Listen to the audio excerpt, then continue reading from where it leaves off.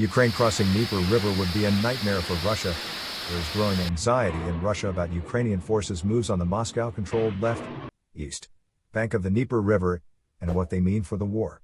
That assessment by the Institute for the Study of War, ISW, has highlighted Russian concerns about Kyiv forces' ability to cross the river in Kherson Oblast and Moscow forces' inability to stop them.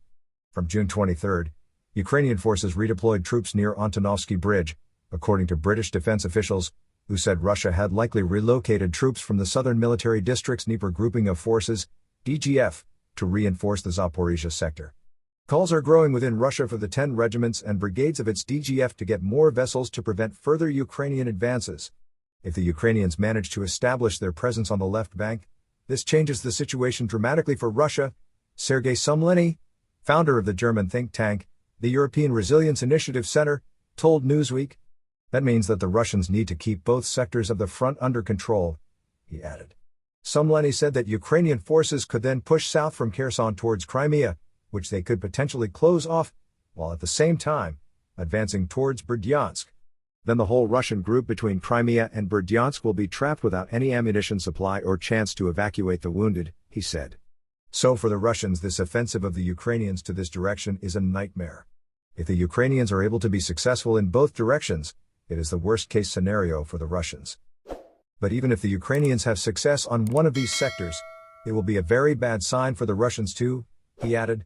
Pro-Russian Telegram channels said in June that Ukrainian troops had seized the village of Dachi, opposite the city of Kherson, near the Antonovsky Bridge, although the Russian MOD has insisted its troops have been pushing Ukrainian forces back.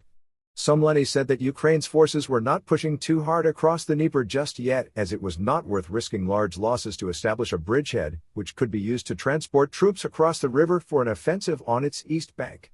However, he believes it was notable that the Russians had not managed to push Kyiv's light amphibious units back, despite Moscow's superior air cover and artillery. The Russian Ministry of Defense and pro-war mill bloggers are giving conflicting accounts of the fighting near the bridge, which was destroyed by Kyiv's forces in July 2022. Depriving Russia of a crucial supply line.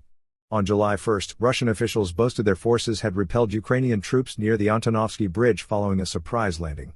The ISW said Sunday that one of the reasons that Russian officials were touting such a small victory was because they fear a Ukrainian attack on the east bank of the Dnieper. The Russian MOD's weighing in on tactical events demonstrates how significant potential losses are for the Russian military's morale and logistics, said Jay Truesdale, a former U.S. diplomat in Ukraine and Russia, and now CEO of Veracity Worldwide, a geopolitical risk consultancy.